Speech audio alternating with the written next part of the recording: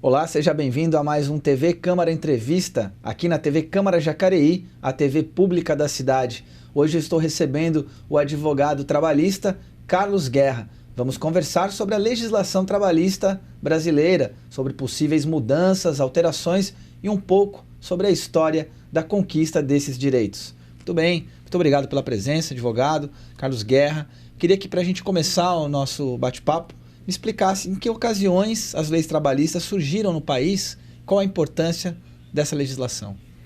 Bom dia a todos, é um prazer estar aqui na TV Câmara, falando com o pessoal de Jacareí, com os telespectadores. A nossa lei trabalhista tem uma evolução histórica, desde da Revolução Francesa, que na época teve o êxito rural para o pessoal trabalhar com maquinário, e as máquinas eram tudo máquinas medievais. Então eram muitos acidentes, eram muitas explosões, perderam-se muitas vidas. E por conta dessa necessidade, houve-se uma organização que foi espalhando o mundo afora. E o México, aqui nosso continente americano, foi o primeiro a colocar na sua Constituição a jornada trabalhista de 8 horas. E no Brasil nós começamos após a escravidão, a absorção da escravidão. Aí com a mão de obra paga, necessitou-se regulamentar esse trabalho.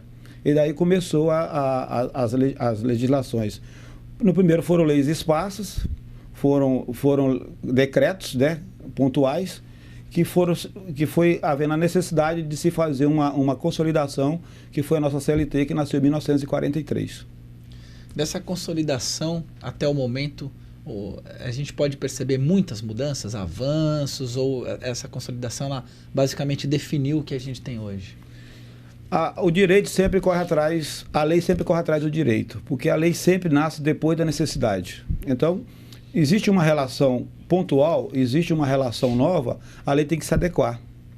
Então, a legislação sempre veio depois. Foram muitas as mudanças nesse longo período. A mais próxima de nós agora foi das empregadas domésticas, que tiveram agora seus direitos ampliados. E Carlos, qual você considera, em relação a outros países aqui da América Latina, o diferencial da legislação trabalhista brasileira em relação a outros países? Alguns pontos que você considera que são avanços, outros que ainda a gente precisa avançar? O grande problema que eu acho no Brasil com relação aos outros países é que nós não temos fiscalização. Nós temos uma excelente legislação trabalhista, nós temos uma excelente Constituição, mas nós não temos fiscalização. O trabalho nosso, nós já temos trabalho escravo no país, nós temos trabalho de menor no país, porque quando nós que moramos aqui no Sul, São Paulo, Rio de Janeiro, a gente tem uma ideia de país, de Brasil, São Paulo. Mas nós temos o país Nordeste, o país Norte, o país Sul, onde as leis trabalhistas nem chegaram, ainda nem estão sendo aplicadas. Então, falar em reforma agora é temerário num país que ainda nem aplica a própria lei que existe. Essa fiscalização, ela é por parte de quem? Do governo federal? Do Ministério do Trabalho, do governo federal e todas as instituições. Se tem o trabalho do menor, tem a Defensoria do Menor, tem o governo federal com o Ministério do Trabalho, tem as prefeituras, tem o Conselho Tutelar, ponto de menor. Se tem o trabalho do escravo, tem o Ministério Público, tem o Ministério Público Federal, tem todos os órgãos que cuidam do bem-estar social, são corresponsáveis por essa fiscalização. Esse ponto é muito interessante, que você aponta que, apesar dessa legislação, a gente quando pensa assim nas grandes cidades, aqui a gente faz um tipo de discussão, mas pensar no Brasil rural, no Brasil que está distante dos grandes centros, em que essa realidade dessa legislação lá da década de 40 do século passado, ela ainda nem se tornou uma realidade. Por que você acha que existe tanto essa diferença desses dois Brasis? É uma questão cultural, que no meu modo de pensar é uma questão cultural. E também é a questão do lucro, porque nós tínhamos lá na época da escravidão, no começo, a mais-valia, que era você explorar o máximo do empregado para você ter o maior lucro. Então o empresário ele visa lucro. Se você não der regra para o empresário, ele vai explorar até o último, porque ele quer ter lucro. É da natureza do empresarial ter lucro. E agora com esse mercado competitivo, ele precisa de mais lucro ainda para sobreviver. Então tem que ter uma legislação rígida para frear.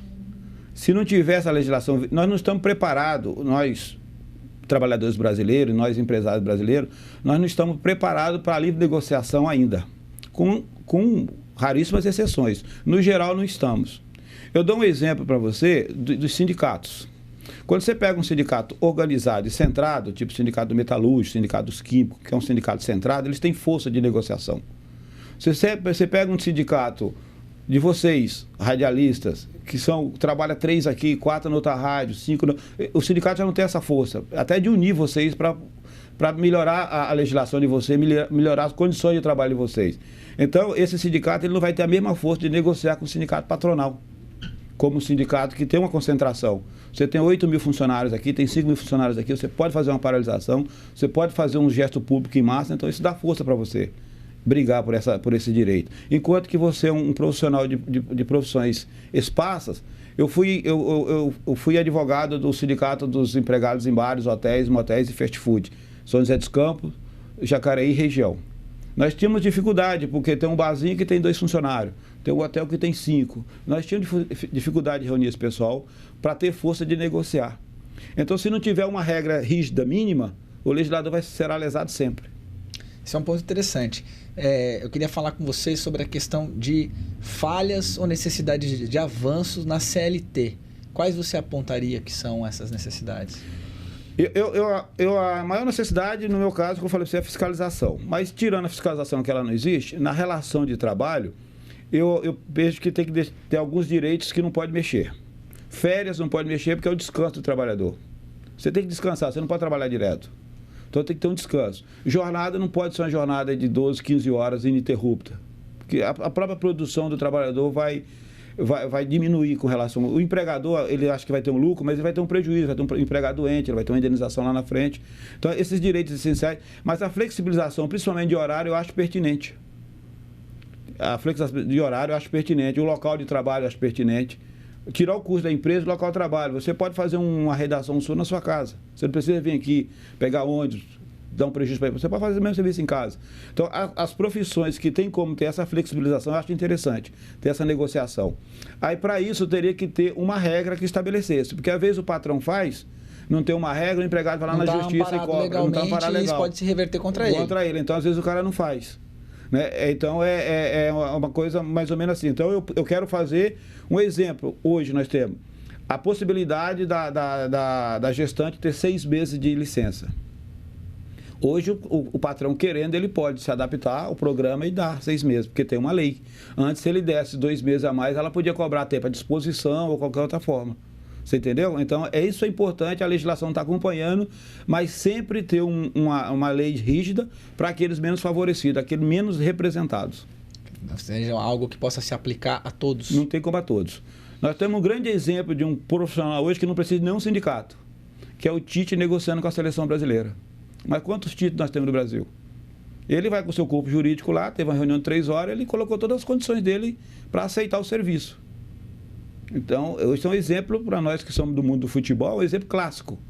Né? Ele está lá, está negociando com todo o corpo. Na hora que ele fechar o contrato, ele não pode reclamar de nada, que não tem nenhum órgão que...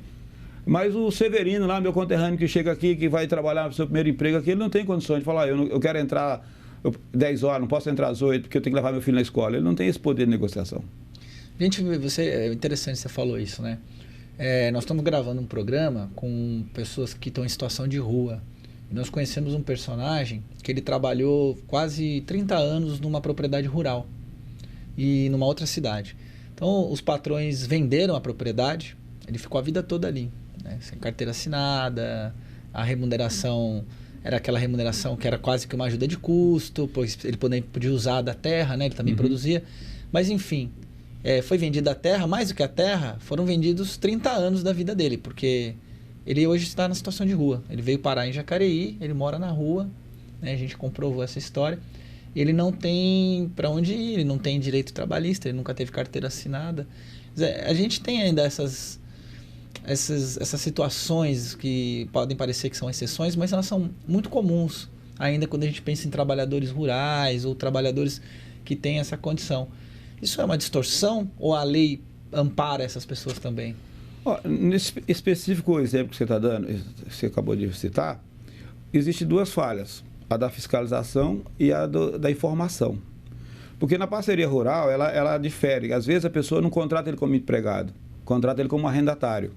Só que o sindicato rural, deveria ter isso ser registrado no sindicato rural, e o sindicato rural dá uma assistência para ele pagar o INSS como pequeno produtor, que tem uma forma diferente de pagar o INSS. Então ele não teria o direito trabalhista, mas teria direito previdenciários. Eu não sei o que foi combinado, se ele era empregado ou se ele era um arrendatário.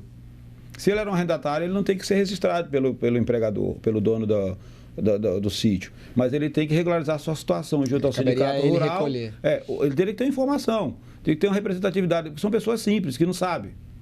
Às vezes você chega para uma pessoa para conversar sobre... Ele não sabe.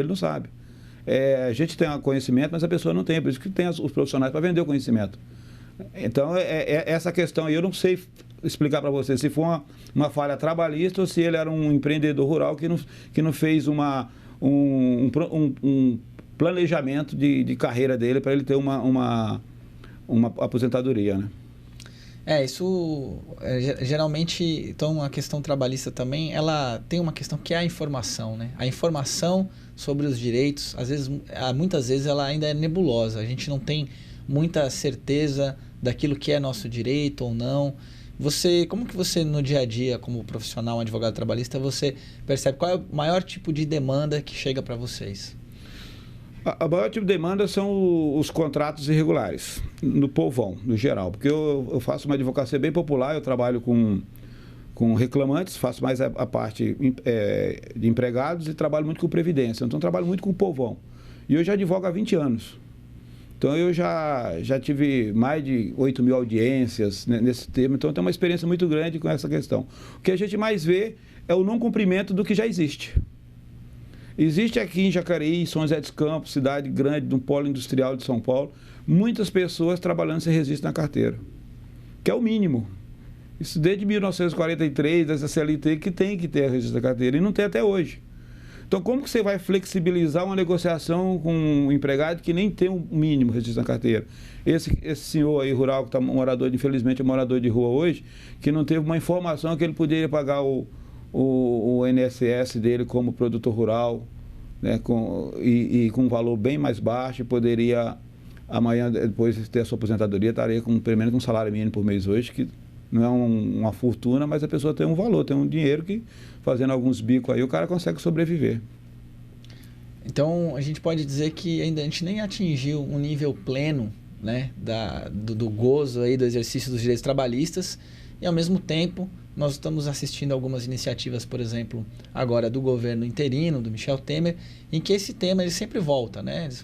A questão do custo Brasil, que fala de logística e de infraestrutura, e também da legislação trabalhista como um empecilho para o desenvolvimento, pois onera muito o empresário, o empreendedor. Como o senhor do outro lado de cá, defendendo geralmente os trabalhadores, como o senhor vê essa discussão?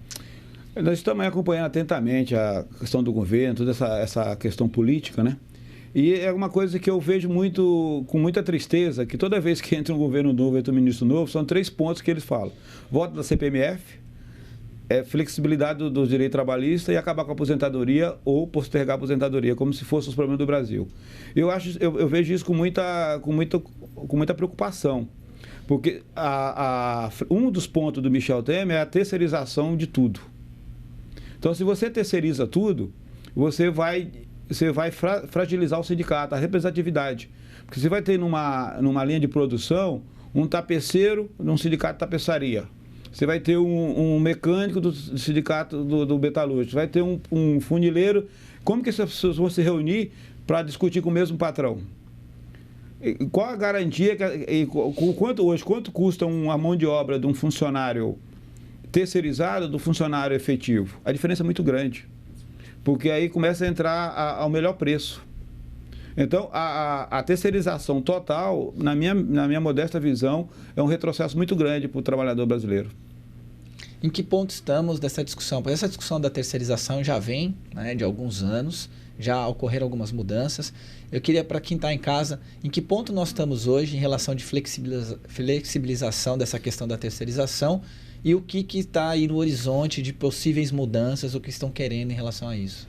Olha, pelo que eu vi estudando, primeiro os governos estão tentando se sustentar nos cargos, né? Um querendo ficar, o outro querendo voltar. Então está nessa discussão. Mas o projeto de flexibilização é para terceirizar, manter 13º, férias e FGTS, o 13º pagando em 2 vezes, hoje já pode ser opcional, mas é uma lei que paga em 2 vezes com uma data mais longe, no meio, final do ano, e liberar a terceirização totalmente. Esses são os pontos mais controvertidos. E a livre negociação e a flexibilização da jornada de almoço, que no mínimo é de 1 hora, querem baixar para meia hora. O trabalhador ele poderia flexibilizar isso, que é uma questão que está consolidada. Essa questão do horário de jornada, eu tenho muito isso no meu dia a dia. Eu acho que também é válido, porque às vezes tem pessoas que preferem, por exemplo, se você trabalha das 8 às 14, se você tirar 1 hora de almoço, você vai ficar das 8 às 15. Tem pessoas que preferem ficar direto. Com uns 15 minutos fazer um lanche, 14 horas ganha 1 hora. Só se o empregador fizer isso hoje, depois ele é condenado a pagar essa hora. Então tem lojas, grandes lojas, grandes magazines aqui do Vale, que existe um programa para o vendedor que o relógio deles só funciona às 7h20. Ele só consegue fazer venda durante 7h20. Ele está plugado, ele tem o ponto, aí quando chega 7h20 aí ele não consegue fazer. Porque de tantas lojas, as empresas pagarem horas extras, entendeu? Então eles fizeram isso para não ter hora extra. Então um dia de grande movimento ele fala ponto liberado, aí eles ficam o dia inteiro vendendo. Entendeu? Esse pessoal amanhece na porta das lojas, ali está um ponto liberado, eles podem vender qualquer hora. Nos demais dias ele só tem 7h20, que é a jornada diária dele, de autorização para vender. Então os empresários, porque são muitas ações, um processo é caro, então eles vão se ajeitando porque a legislação não consegue ver todas as necessidades. Numa situação como essa, por exemplo, um acordo entre o patrão e os empregados não é necessário para evitar um processo judicial. Não seria suficiente para evitar um processo judicial. Porque o acordo não pode dar menos do que a lei manda. Eu não posso fazer nenhum... O Toninho Cerezo, quando voltou do São Paulo, que jogou, que estava com a sua vida feita, queria encerrar no Atlético. Aí ele queria trabalhar de graça no Atlético por uma recontribuição para o clube. Pelo tempo que revelou. Só que a lei não permitia, ele ficou com salário mínimo. Porque ele não podia fazer um acordo sem receber. Então, hoje, você não pode fazer um acordo que fere a lei. Que fere a lei, que dá o mínimo que a lei. Você só pode fazer acordo para melhorar. Para diminuir você não pode. Com a flexibilização você pode.